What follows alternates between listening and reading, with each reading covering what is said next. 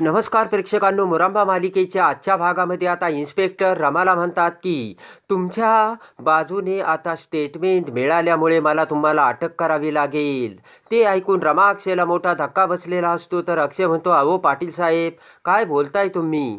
पाटील साहेब म्हणतात की हे बघा अक्षय साहेब, कायद्याने यांचं नाव आता पुढं आलंय आणि मला एक सांगा ना, तुम्ही मरताना असे खोटं कोण कशाला बोलेन? अक्षय म्हणतो की पण त्याला माहीत होतं का स्टेटमेंट देताना आपण मरणार आहोत म्हणून? इन्स्पेक्टर म्हणतात की नाही, आम्ही इथे आलो ना तेव्हा अशी काहीही परिस्थिती नव्हती. मरण्याची अशी त्याच्यावरती वेळ येईन असं आम्हाला वाटलं देखील नव्हतं. एवढं व्यवस्थित आणि नॉर्मल बोलत होता तो.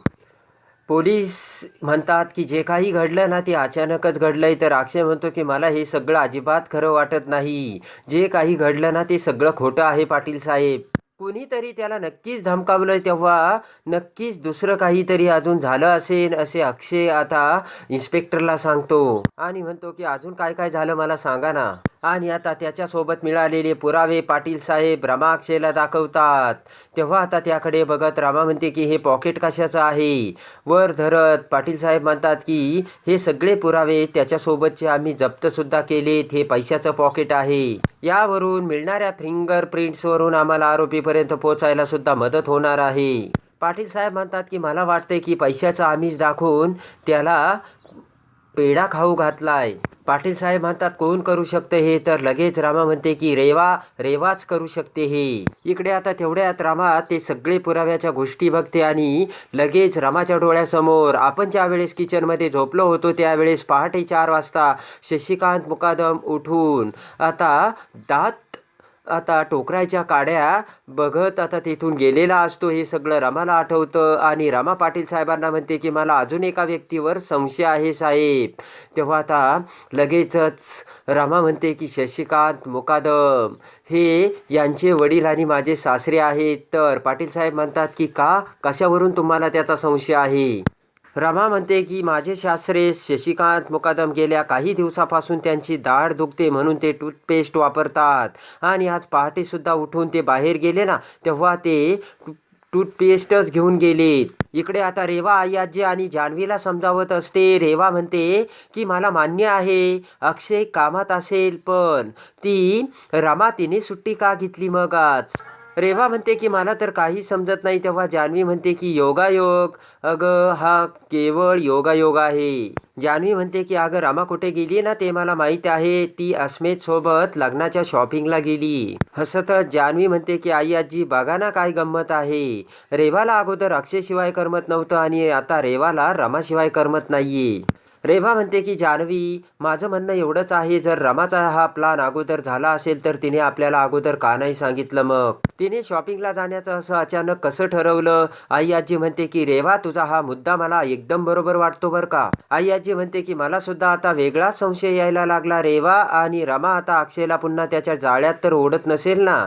आणि आता आई आजी म्हणते की थांब, आता मी त्या रमाच्या आईलाच फोन करते. असे म्हणत आता लगेच आई आजीने रमाच्या आईला कॉल केलेला असतो. आई आजी आता कावेरीला सांगते की रमा तिकडे आली का? कावेरी म्हणते की नाही. का हो? तर आई आजी म्हणते की पहाटेपासून रमा ही घरातून बाहेर गेली. काळजी करत कावेरी म्हणते की अरे बापरे, ही पोर कुठे गेली असेल? आई आजी म्हणते की ते मला माहिती नाही, पण तिकडे आली की काय असं मी तुम्हाला विचारते. तर कावेरी म्हणते की ती नाही आली इकडे. तर आई आजी म्हणते ठीक आहे आणि आई आजी फोन कट करते. तेव्हा आता आई आजी रेवाला म्हणते की रेवा ती तिच्या आईकडे सुद्धा गेलेली नाहीये, आता तिला येऊ दे, मग तिच्याकडे मी बघतेच. इकडे आता पाटील साहेब अक्षयला सांगत असतात की फिंगरप्रिंटची तुम्ही ती जी शक्यता आम्हाला सांगितली ना ती मला एवढी पॉवरफुल वाटत नाही, कारण हँडग्लोव्ज घालून सुद्धा ती व्यक्ती हे सगळं करू शकते. आणि आता सगळे हवालदार त्या घराच्या आजूबाजूला सगळेजण पुरावा काही मिळतं का हे शोधत असतात. तेवढ्यात पाटील साहेब त्यांना म्हणतात की अहो काही सापडलं का?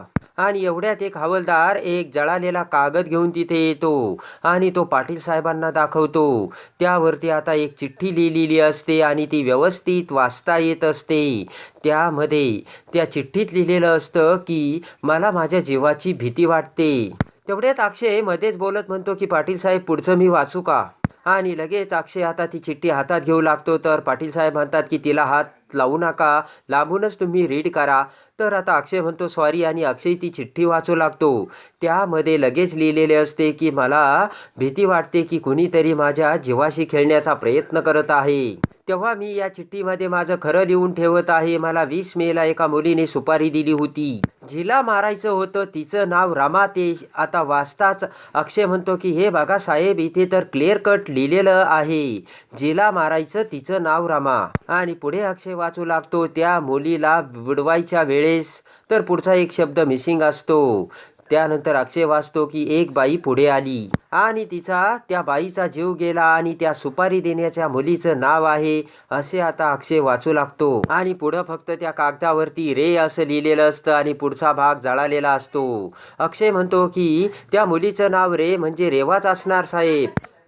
पाटील साहेब म्हणतात की अहो रे वरून रेवती, रेखा असे दुसरे सुद्धा नाव येतात ना. अक्षय म्हणतो साहेब मला मान्य आहे, पण या केसच्या निगडीत रेवा हेच नाव असू शकतं साहेब. अक्षय म्हणतो की तुम्हीच विचार करा ना साहेब, रमा स्वतःला मारायची सुपारी का देईल. अक्षय म्हणतो साहेब क्लिअर कट हा पुरावा नष्ट करायचा प्रयत्न केला आणि त्यासाठी हा कागद सुद्धा जाळण्याचा प्रयत्न केलाय. बघा तुम्ही व्यवस्थित बघा. आणि आता इकडे ज्या वेळेस तो माणूस त्याच्या घरामध्ये असतो त्यावेळेस रात्रीच्या वेळेस शशिकांत दरवाजा उघडून त्या माणसाच्या घरी येतो.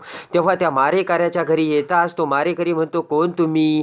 शशिकांत म्हणतो की घाबरू नकोस, अरे मी तुझा शत्रू नाहीये, मित्रच आहे आणि तुझ्या घरात तर खूप गरमी आहे रे, पण तू काळजी करू नकोस, आता हे सगळं बदलणार आहे. मी तुला जॉबही देणार आहे आणि तुझं हे घरही तुला बदलून मिळणार आहे. ते ऐकताच तो मारेकरी आता खुश झालेला असतो. तर आता मारेकरी म्हणतो पण तुम्ही कोण आहात. शशिकांत म्हणतो की तुला त्याच्याशी काहीच घेणं देणं नाहीये, फक्त तुला एक काम करायचं.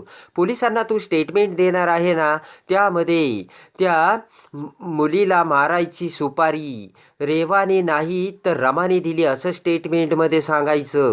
तर आता तो माणूस म्हणतो रमा मुकादम. तर शशिकांत म्हणतो हो आणि लगेच पोलिसांना फोन लाव. आणि लगेच आता तो मारेकरी पोलिसांना फोन लावून ज्या व्यक्तीला मारायचे होतं त्या व्यक्तीला सुपारी रमा मुकादमाने दिलेले सांगतो आणि म्हणतो काम झालं साहेब. तर शशिकांत तोंडात ती टूथपेस्टची काडी घालत म्हणतो की अरे वा, खूप छान काम केलंस तू आणि याबद्दल आता पेढा खा असे म्हणत आता शशिकांतने तो पेढ्याचा बॉक्समधील पेढा आता त्या मारेकऱ्याला दिलेला असतो. आणि आता तो मारेकरी लगेच गपागप ते पेढे खात असतो आणि म्हणतो साहेब ते स्टेटमेंट तर मी अगोदरच दिलं, हे बघा असे म्हणत आता ते स्टेटमेंट तो मारेकरी शशिकांतला दाखवतो. ते स्टेटमेंट वाचता शशिकांत म्हणतो की हे स्टेटमेंट महत्वाचं नाही रे, स्टेटमेंट बदलता सुद्धा येऊ शकतं. शशिकांत म्हणतो की मी सांगितलं ना तेच स्टेटमेंट तो पोलिसांना दे, तुझी नोकरीही पक्की आणि तुझं घर सुद्धा पक्क.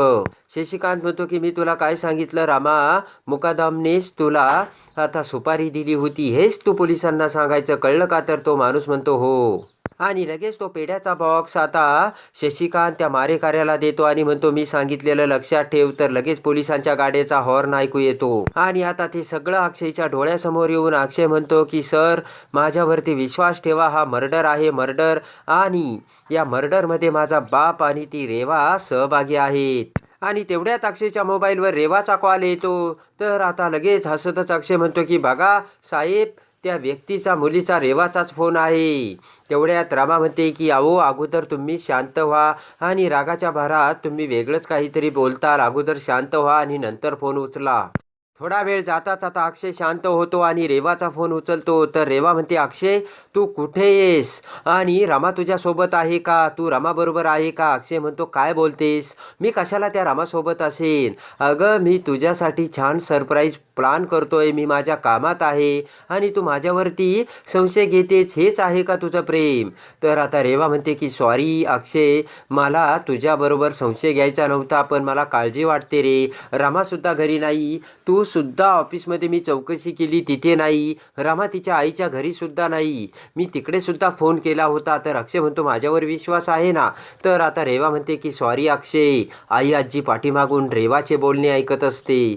अक्षय म्हणतो मला नाही माहिती ती रमा कुठे आहे आणि आता मी त्यांच्यावरती लक्ष ठेवू का, ते कुठे जातात काय करतायत ते. आणि आता सॉरी असे म्हणत आता रेवा फोन ठेवते. तेवढ्यात आई आजी म्हणते की रेवा अक्षय सोबत बोलायची अशी पद्धत आहे का. रेवा म्हणते सॉरी आई आजी, पण मला वाटलं अक्षय रमासोबतच आहे. तर मग आजी म्हणते कुठे आहे. तर रेवा म्हणते तो माझ्यासाठी सरप्राईज प्लान करतोय. आणि लगेच आई आजी म्हणते की मग रमा कुठे आहे ते त्याला माहिती आहे का. रेवा म्हणते नाही ती कुठे आहे त्याला माहिती नाही आहे. रेवा म्हणते की सॉरी आई आजी, मी रमाबद्दल डायरेक्टली अक्षयला असे प्रश्न विचारले ना, तेव्हा त्याला सुद्धा आता डाऊट आला असेल. तर आई आजी म्हणते की रेवा अगं त्याला काही जरी आठवलं नाही तर तुझ्यामुळे त्याला आठवायला लागेल. रेवा म्हणते की सॉरी आई आजी. इकडे आता अक्षय पाटील साहेबांना सांगत असतो की साहेब त्या रेवाला तुम्ही ताब्यात घ्या. तर आता पाटील साहेब म्हणतात की आपल्याकडे जरी त्या रेवाविरुद्ध पुरावे असले तरी रेवा ही नाव आपल्याला स्पष्ट दिसत नाहीये आणि त्यावरून कळतही नाही की रेवानेच रमाला मारायची सुपारी दिली. मी आता हँडरायटिंगच्या एक्सपर्टला शोधून काढतो आणि ते हँडरायटिंग कोणाचं आहे ना ते बघतो. पाटील साहेब म्हणतात की आणि पोस्टमार्टमचा रिपोर्ट आल्याशिवाय आम्ही काहीच करू शकत नाही. तेव्हा जे काही असेल ना ते आम्ही तुम्हाला नंतर अपडेट करू. अक्षय म्हणतो साहेब तुम्हाला जे काही करायचं ना ते लवकरात लवकर करा. अक्षय म्हणतो ती रेवा खूप हुशार मुलगी आहे बरं का, एकदा का ती हाताबाहेर गेली की मग काही सापडायची नाही. तेव्हा पाटील साहेब अक्षयला म्हणतात की तुम्ही काही काळजी करू नका. इकडे आता पाटील साहेब म्हणतात की तुमच्या शशिकांत मुकादमावरती संशय आहे ना, तेव्हा त्यांचे DNA टेस्टचे सॅम्पल आम्हाला आणून द्या आणि आपण जरी त्या व्यक्तीचं नाव म्हणजे रेवाचं नाव त्या केसची निगडीत आहे हे आपल्याला दिसत नसलं ना तरी आपण कोर्टात केस उभी करण्यासाठी रेवाचं नाव घेऊ शकतो. तेव्हा अक्षय खूप खुश झालेला असतो. तेव्हा आता अक्षय पुन्हा पाटील साहेबांचे आभार मानतो. तर पाटील साहेब म्हणतात की खरंच तुमचं सुद्धा आभार मानायला हवे, कारण ही केस सॉल्व्ह करण्यासाठी तुम्ही देखील आम्हाला मदत केली. पाटील साहेबांचा निरोप घेऊन अक्षय आणि रमा त्यांच्या कारमध्ये निघू लागतात. इकडे आता गाडीत बसताच अक्षय म्हणतो की मला माहिती आहे ती रेवाच आहे. इकडे आता रमा म्हणते की पण आपण आता घरी गेल्यानंतर सगळेजण आपल्याला वेगवेगळे प्रश्न विचारतील, कुठे होतात काय करत होतात, मग आता आपण काय उत्तरं द्यायची. त्यानंतर आता अक्षय म्हणतो बघूयात. तर रमा म्हणते की अगोदर काही खाऊयात, तुम्ही काही खाल्लं नाही. तेव्हा प्रेमाने अक्षय आता रमाकडे बघतो. इकडे आता टेरेसवर आनंद हा आता एन्जॉयमेंट करण्यासाठी दारूची बाटली घेऊन आलेला असतो. तर तेवढ्या ताब्यात तिथेच असतो आणि खिशात हात घालून रमाकांतसुद्धा तिथे येतो. रमाकांत म्हणतो की आनंद तू तर एकदम छान अरेंज केलं आहे सगळं, आणि एवढं लक्षात घ्या हे सगळं आपण अक्षयचं लग्न झालं आहे हे पेटेंट करण्यासाठी करतोय बरं का. तर आब्या म्हणतो मग तुम्ही करा पेटेंट, मी फक्त एन्जॉय करणार. आणि तेवढ्यात आई आजी तिथे येते. तर आनंद बोट करत आई आजीला म्हणतो की आई आजी तू इथे कशाला आलीस, तुला सांगितलं होतं ना जिथे पुरुष असतील तिथे बायकांनी यायचं नाही. तर आता आई आजी म्हणते की अरे बाबा मला माहिती आहे आनंद, पण अक्षय अजून आलेला नाहीये, तुला काही माहिती आहे का कुठे येतो म्हणून. रमाकांत म्हणतो आई अगं तू कशाला काळजी करतेस, अक्षय काय आता लहान आहे का, येईल तो. आनंद म्हणतो तेच ना, उगाचच काळजी करते आई आजी तू. आनंद म्हणतो की अगं तो रेवाला सरप्राईज वगैरे आणायला गेला असेल, तू काळजी करू नकोस, येईल तो. ते ऐकून आभ्याला मोठा धक्का बसतो. तेव्हा आता आनंद म्हणतो जा बरं तू प्लीज आई आजी. तर आई आजी म्हणते की त्याला माहिती आहे आज पार्टी आहे, तरी सुद्धा का काय माहिती बाहेर पडतोय. आणि आई आजी नाविलाजाने तिथून निघून जाते. तर पुन्हा आनंद ते सगळे अरेंज करत म्हणतो की आज दिवाळीच्या पार्टीमध्ये दिवाळीचा फराळ सुद्धा आलेला आहे बरं का, तेव्हा तो व्यवस्थित सगळ्यांनी एन्जॉय करा. इकडे आता गुपचूप रमा आणि अक्षय घरी समोर येतात. तर आता अक्षयने रमाला प्यायला लस्सी दिलेली असते आणि म्हणते हे, आणि अक्षय म्हणतो हे संपून टाक आणि मग आतमध्ये जाऊयात. रमा म्हणते मी तुम्हाला सांगितलंय ना नकोय मला. अक्षय म्हणतो की अगं रमा तू काही खाल्लं नाहीस. अक्षय म्हणतो की मग संपव लवकर आपण आतमध्ये जाऊ. तर रमा म्हणते टेन्शनमध्ये मला असं पिता येणार नाही. अक्षय म्हणतो की मी 10 मिनिटांनी गाडी घेऊन बाहेर पडतो आणि नंतर घरी येतो बरं का रमा, म्हणजे कुणाला कळणार नाही. तर रमा होकार देते आणि प्रेमाने रमा अक्षय दोघेही लस्सी पितात. इकडे आता रेवा ही हॉलमध्ये अक्षय येण्याची वाटच बघत असते. घड्याळाकडे बघत रेवा विचार करते की अक्षयला यायला एवढा उशीर का होतोय. आणि आता इकडे प्रेमाने लस्सी घेतल्यानंतर अक्षयने रमाला मिठी मारलेली असते. तर तेवढ्यात रेवा दरवाजात येते आणि इकडे तिकडे बघत विचार करते की मला का असं वाटतंय की अक्षय आणि रमा एकत्र आहेत म्हणून. आणि आता तेवढ्यात कोण आहे असे म्हणत रेवा ही झाडाच्या बाजूला बघते तर रमा अक्षय एकमेकाच्या मिठीत असतात. पटकन अक्षय आता तेथून निघून जातो आणि रमा आता आतमध्ये येते. तेवढ्यात आता आतमध्ये आई आजी जान्हवी सगळेजण पार्टीची तयारी करून मस्तपैकी एन्जॉय करत असतात. तर जान्हवी रमाला बघते आणि म्हणते की अगं ये ना रमा, पार्टी एन्जॉय कर. आणि रमाही एन्जॉय करू लागते. तेवढ्यात आता रेवा म्हणते की पाणी संपलंय, मी रिफिल करून आणते. आणि रेवा आता पाण्याचा तो पॉट घेऊन आता किचनमध्ये येते आणि त्यामध्ये गढूळ पाणी टाकते. तर आता इकडे टेरेसवर आता आभ्या आनंद सगळेजण ड्रिंक्स करत असतात. तर तेवढ्यात अक्षयही तिथे येतो आणि बोलण्यात आता अक्षय आणि आभ्याचं भांडण होतं. तर जोराने आभ्या अक्षयला मारण्यासाठी हात उचलतो. तर तेवढ्यात आनंद आभ्याला धरतो.